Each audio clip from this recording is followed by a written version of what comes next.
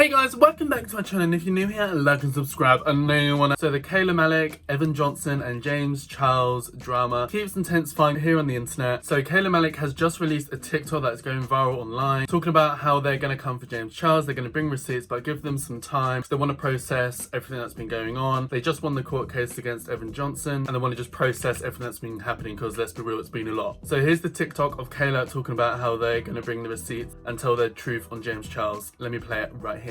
So I'm sitting here thinking about how fucking full circle life is, and like how much shit can just happen in a year.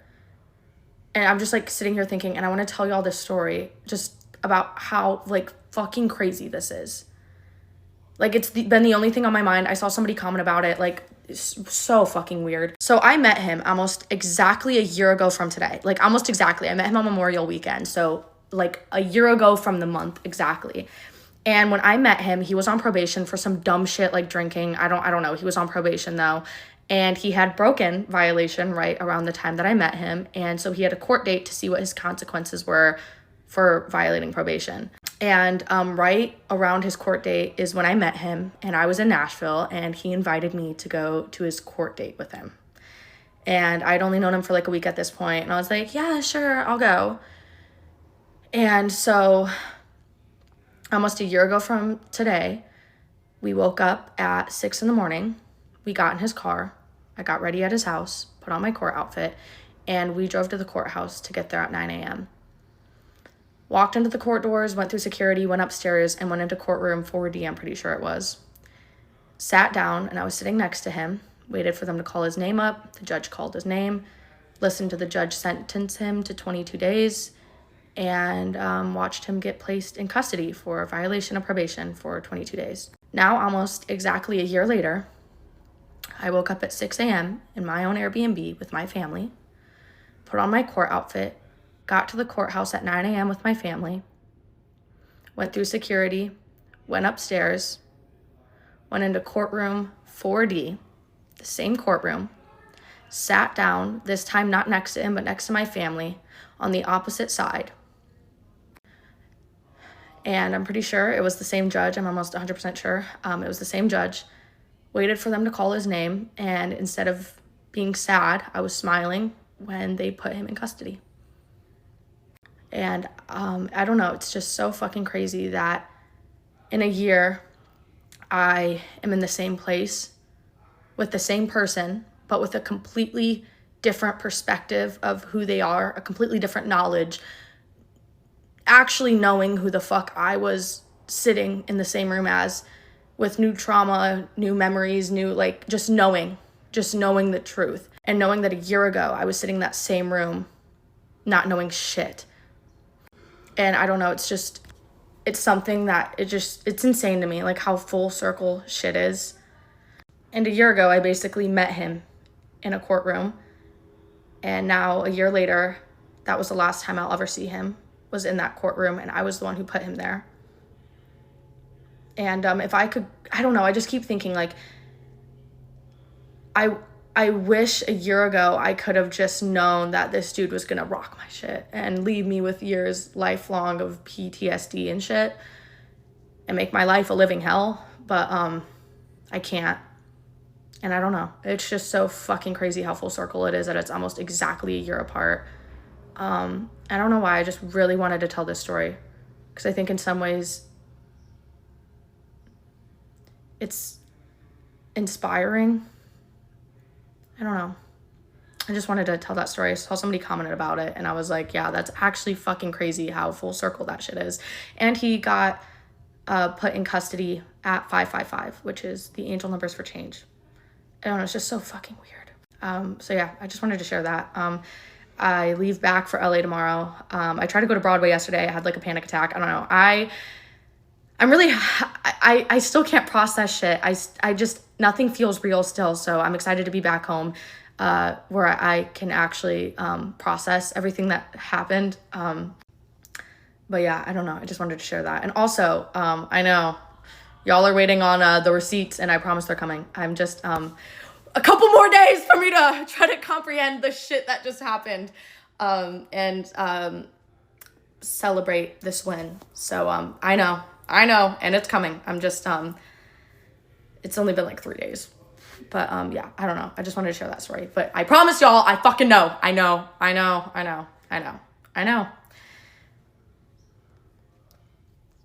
So people are speculating that perhaps Kayla cannot say James Charles's name because maybe there's been a lot of rumors going around that James Charles is threatening to sue Kayla. But then I'm like, who would really sue Kayla, who's just gone through what they've gone through? They're a victim of domestic violence, like the court case. Kayla's just won it. Like, you really want to sue Kayla, who's just gone through all of that right now? Like, to me, that's a pretty sick thing to do. I'll be very, very surprised. But then who knows? James Charles is...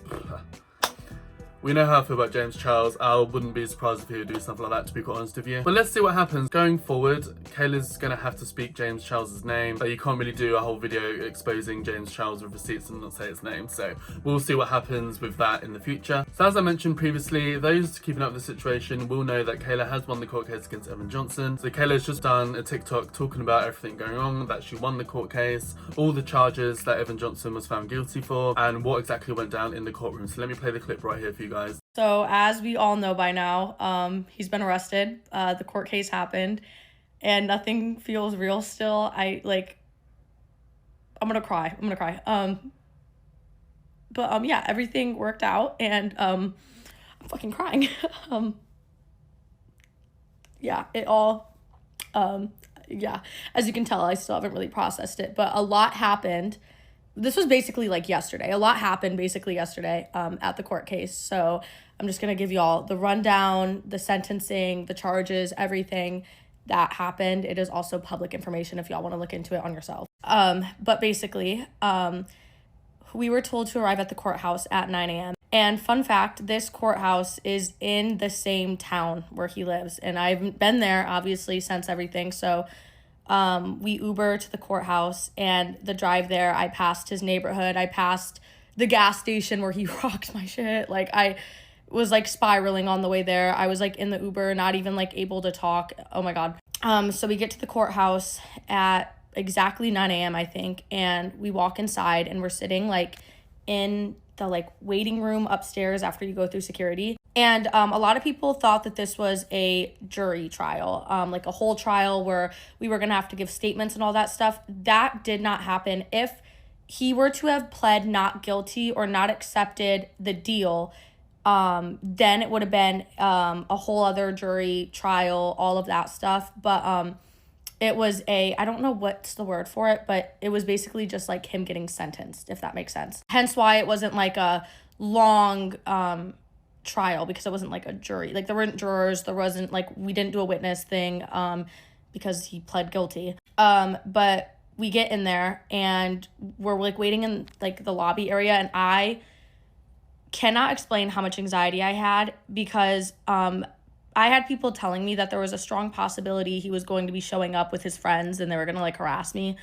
or some shit, and I was like really expecting that. Thankfully that did not happen, but because of that possibility, me and my family got moved into like this back room in the very back of the courthouse to wait until our case was going to be heard. So we're back there for about 2 hours, and then the DA comes in and says that the judge is going on a break and will not be back until 1:30. So we were waiting at the courthouse for like 4 hours, from 9 till 1:30 when they called our case.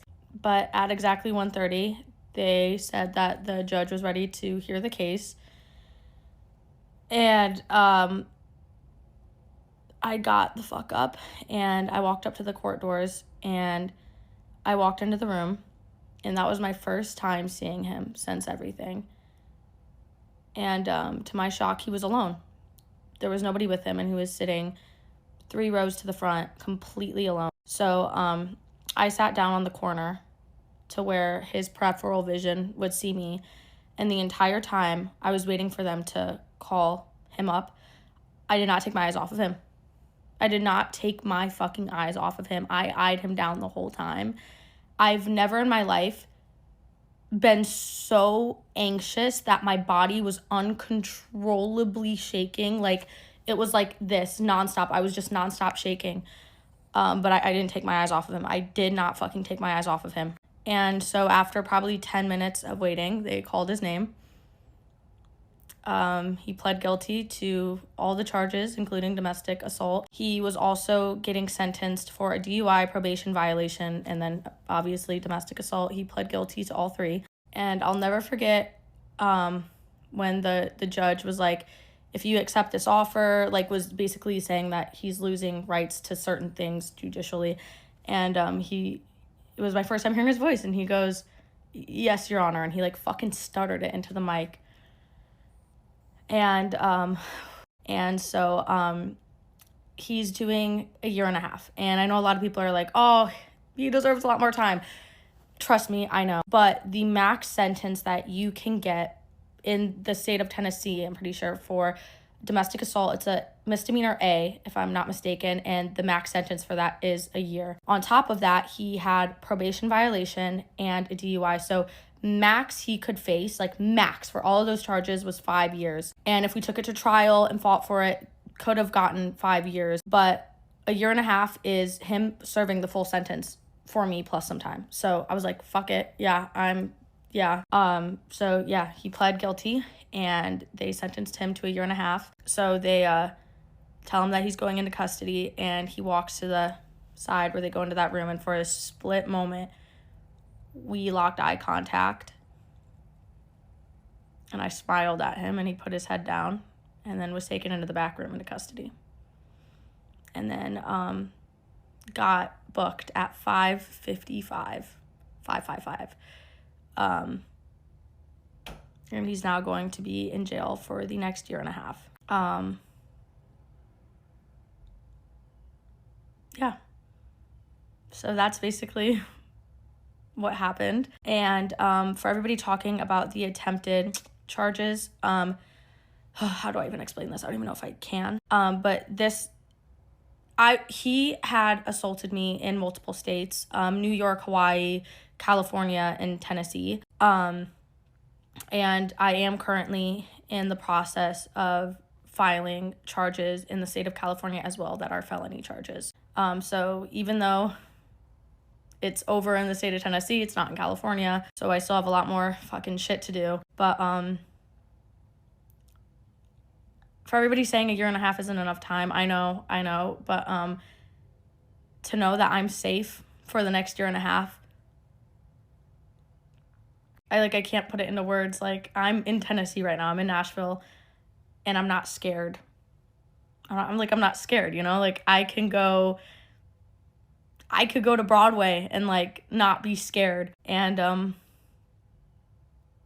knowing that genuinely, I don't know, I just feel really happy. It doesn't excuse what he did to me, but knowing that he finally got the consequences to his actions feels really fucking good. So as you heard, Kayla is fully aware of James Charles and his videos that he's been making, and in her own words, she has some shit to say. I believe she is back in LA now. Today is Monday, obviously the UK time zone differences. Yeah, so I just checked the time in LA. It's currently 1:30 in the afternoon here in the UK, but it's 5:30 in the morning in LA. So I have a feeling Kayla's probably not back in LA just yet. Probably later on today. So Kayla is flying back, and I have a feeling once they're back in LA, they're probably going to sit down, go through all the receipts, and do a TikTok exposing James Charles. So we're all looking forward to seeing exactly what Kayla's got to say there. But I want to know, what are all your thoughts on all of this going on? Let me know down below. Let's have a kiki, let's have a chit chat. But that's it for this video, guys. So like and subscribe to my channel for more of me and who you want to baby. Hit the bell notification to be notified and pop up on your screen with a new video. And hopefully I'll see you in the next video. Bye, guys. Mwah.